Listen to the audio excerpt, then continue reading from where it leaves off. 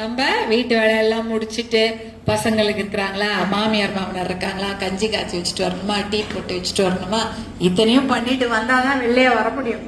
அப்படியே அதுக்கு வந்தப்புறமா வீடு மனசு எங்க இருக்கும்? வீட்டுல தான் இருக்கும். அது வீட்லயே மனசை இருந்தா கூட நீங்க உங்களுடைய வேலையும் இங்க செய்திருக்கிறீங்கன்னா, இந்த மாவட்டத்துல நான் எங்க போனாலும் பிரச்சாரத்துக்கு எல்லா ஊருக்கும் போவேன். அங்க போனோடனே முதல்ல அங்கே மீட்டிங் போகிற இடத்துல பஸ் ஸ்டாண்ட்லேயோ இல்லை பக்கத்துலன்னா ஏதோ ஒரு முக்கூட்லலாம் ஒரு சின்னதாக மீட்டிங் போட்டு பிரச்சாரத்துக்கு ஏற்பாடு பண்ணியிருப்பாங்க. அங்கே போய் நிற்கும் போது இந்த மாதிரி பசுமை நிற சீருடை போட்டுட்டு நீங்கள் தூய்மை காவலர் நிறைய பேர் ஒரு 10 பேராவது இருப்பாங்க. அவங்க உட்காந்து என் மீட்டிங் கேட்பாங்க. நான் முடிச்சுட்டு வந்தோடனே அவங்களெல்லாம் பார்த்து ஒரு சால்வை போட்டு அவங்க கிட்டலாம் கொஞ்சம் பேசிகிட்டு இருப்பேன். ரொம்ப நல்லா இருக்கும். ஏன்னா இது ஒரு அரசாங்க கௌரவமான ஒரு வேலை. நீங்கள் இருக்கிறதுனால தான் அந்த இடம் நல்லா இருக்கு. இல்லைன்னா எப்படி இருக்கும்னு யோசிச்சு பார்க்கவே முடியாது. வீட்டையே கூட நிறைய பேரால சுத்தமா வச்சுக்க முடியாது. ஆனா அந்த ஊரையே நீங்க சுத்தமா வச்சிருக்கிறீங்க. உங்களுக்கு முதல்ல என்னுடைய மனமார்ந்த நன்றியும் வாழ்த்துக்களையும் பாராட்டுகளையும் தெரிவித்துக் கொள்றேன். ஏன்னா அந்த வேலைன்றது சாதாரண வேலை கிடையாது. இன்னைக்கு இந்த வேலையை செய்யறதுக்கு கூட ஆட்கள் கிடையாது. வெளியூர்ல எல்லாம் பாத்தீங்கன்னா அதுக்கு கூட மிஷின் தான் வச்சிருப்பாங்க. அதுக்கெல்லாம் ஆள் கிடையாது. ஆனா அங்க குப்பை போட மாட்டாங்க. வெளிநாட்டெல்லாம் பாத்தீங்கன்னா குப்பை, பிளாஸ்டிக் குப்பை அதெல்லாம் தெருவில் போடக்கூடாது. ஒரு குப்பை தொட்டியில தான் போடணும். எதுவுமே நம்ம தரையில போடணும். நம்ம ஊர்ல அப்படி கிடையாது. குப்பை தொட்டி தேடின்னு போய் யாரும் போட மாட்டாங்க. அங்கங்க அப்படியே நினைச்ச நேரத்துல போட்டுருவாங்க. அப்ப குப்பை விழுந்துகிட்டே இருக்கும், அதை எடுக்கணும். அதனால அந்த வேலையை தொடர்ந்து காலையில 7 to 8 தான் பண்ண முடியும். இல்லை, எல்லா நேரமும் நடந்துட்டு இருக்கும். குப்பை இருந்துகிட்டே இருக்கும். அதை நீங்க சுத்தம் பண்ணிட்டே இருக்கணும். அந்த ஊரை தூய்மையாக வைத்திருக்கக்கூடிய உங்க தூய்மை காவலருக்கு எங்களுடைய மனமார்ந்த நன்றிகள். முதல்ல தேங்க்யூ. அதுதான் நம்ம சொல்லணும். ஏன்னா ஊரை பார்க்கும்போது அழகா இருக்கும். ஏன்னா நீங்க அது உங்களால தான். வேற என்ன இருக்கு? இங்க பெரிய அருவி இருக்கு, நீர்வீழ்ச்சி இருக்குது, மழை இருக்குது, பசுமையா இருக்கெல்லாம் ஒன்றும் சொல்ல முடியாது. ஏன்னா நம்ம ஊர்ல காஞ்சி போய் தான் இருக்குது. ஒன்றும் பெருசா இருக்கா, தண்ணி கூட கிடையாது. ஆனா அந்த ஊரை சுத்தமா வைத்திருக்கக்கூடிய உங்களுக்கு எங்களுடைய மனமார்ந்த நன்றிகள். முதல்ல இன்றைக்கு உங்களையெல்லாம் பார்த்ததுல அதுக்கு மேல சந்தோஷம். ஏன்னா அது ரொம்ப ரொம்ப நல்ல விஷயம். நீங்க உங்களுடைய கோரிக்கைகள் சொன்னாங்க. நிரந்தர பணி, அவங்களுடைய அந்த சம்பள உயர்வு, அப்புறம் பணி நிறைவடைஞ்ச உடனே வரக்கூடிய அந்த ஓய்வூதியம் போன்ற எத்தனையோ விஷயங்கள் இருக்கு. அதையெல்லாம் செய்யணும்னு. ஏன்னா ஏற்கனவே இதற்கான போராட்டங்களை நிறைய கடந்த வருடம் தொடர்ந்து செய்துட்டு இருந்தாங்க. அப்ப கூட சென்னையில ஒரு போராட்டம் நடந்தது. அப்ப மருத்துவர் அன்புமணி அந்த போராட்டத்துல போய் கலந்துகிட்டார். டிவியில அந்த போராட்டத்தை பத்தி போடவே இல்லை. இப்ப நம்ம போராட்டம் இன்னைக்கு செய்யறீங்கன்னா அது சென்னையில போய் கேட்கணும். சென்னையில தான் அதிகாரிகள் இருக்காங்க.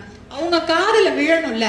அவங்க காதுக்கு யார் கொண்டு போறதா டிவியில போடணும், பேப்பர்ல போடணும். இவங்க போராட்டம் செய்யறாங்க, இவங்களுக்கு இந்த பிரச்சனை இருக்கு, இந்த பிரச்சனைய சென்னையில கொண்டு போய் சொல்லணும். இப்ப எங்களை மாதிரி சட்டமன்ற உறுப்பினரும் நாங்க சொல்லுவோம். இருந்தாலும் நீங்க செய்யும் பொழுது அதை எல்லா உலகத்துக்கும் தெரியப்படுத்த வேண்டிய கடமை அந்த டிவிலயோ பேப்பர்லயோ வரணும். அதுவே போடாம இருந்தாங்க. அதற்கப்புறம் தான் மருத்துவர் அன்புமணி போய் அந்த போராட்டத்துல கலந்து கொண்டார். அவரே போய் அங்க உட்கார்ந்த அப்புறம் தான் டிவில எல்லாம் போட ஆரம்பிச்சாங்க. ஐயோ பெரிய போராட்டம் போல இருக்கு, இதை பத்தி நம்ம பேசணும்னு சொல்லிட்டு. அந்த அளவுக்கு முக்கியமான இந்த போராட்டங்களை எல்லாம் நீங்க எனக்கு சொல்லியிருக்காங்க. எவ்வளவு வருஷக்கணக்காக எத்தனை ரொம்ப ரொம்ப குறைவான ஊதியத்துல செய்துட்டு இருக்கிறாங்க அப்படின்ற விஷயம் எல்லாம் சொன்னாங்க. அதையெல்லாம் கண்டிப்பாக நாங்க அறிக்கையாக மட்டுமல்ல, அதை பற்றிய அமைச்சர்களுக்கு தெரியும். இருந்தாலும் நம்ம போய் ஒரு வாட்டி சொன்னா அவங்க அதை ஒரு காது கொடுத்து கேட்பாங்க. அதை நம்ம கண்டிப்பாக நாங்க எல்லாரும் அனைவரும் செய்வோம். நீங்க ஊரை தூய்மையா வச்சுக்கிற மாதிரி நம்ம வீட்டையும் தூய்மையா வச்சுக்கணும் அப்படின்றதுதான் ஒரு விஷயம். அதற்கான திட்டங்களை அப்ப என்னன்னா நம்ம பாக்குறீங்கன்னா, நீங்க எல்லாம் எனக்கு 3 பெண் குழந்தைங்க. உங்க எல்லாருக்கும் குழந்தைங்க இருக்கும்னு நினைக்கிறேன். பெண் குழந்தைகள் தான் நல்லா படிக்க வைக்கணும், வேலைக்கு போகணும், வேலை இருக்கணும், நல்லா கல்யாணம் பண்ணணும். அதான நம்ம ஆசை. வேற என்ன ஆசை? நல்ல பையனுக்கு பார்த்து கல்யாணம் பண்ணி வைக்கணும். பையன் நல்லா கிடைக்குதா? என்ன முதல்ல தேடும் பையன்கிட்ட?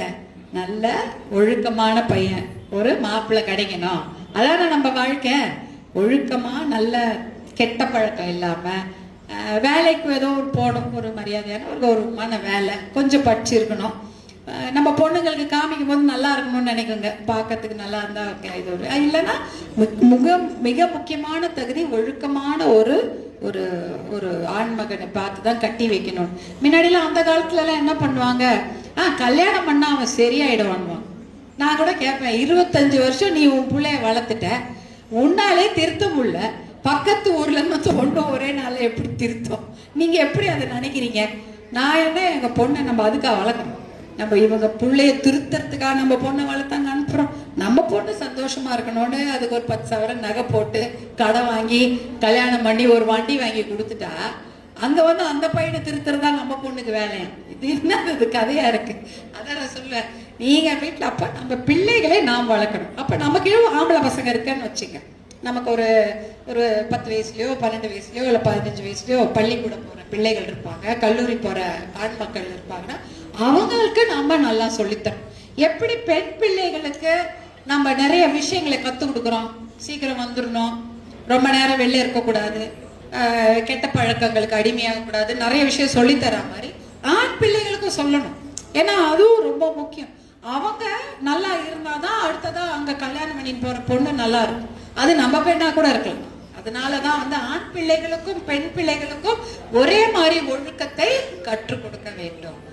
தப்பு பண்ணக்கூடாது, வீட்டுக்கு ஒழுங்கா வந்துடணும், நல்லா படிக்கணும், ஒழுக்கமாக இருக்கணும். இந்த விஷயத்தெல்லாம் நீங்க மகளிராகிய நீங்கள் வந்து எடுத்து சொல்லுங்க. நீங்க உங்க கண்டிப்பா சொல்லுவீங்க தான். ஏன்னா நண்பர்கள் குழு இருக்குது பாருங்க, அது ரொம்ப இன்னைக்கு வந்து ரொம்ப முக்கியமான விஷயம். நம்ம வேலைக்கு போறோம், நம்ம பசங்க கிட்ட ரொம்ப பேச முடியாது, டைம் இல்லை.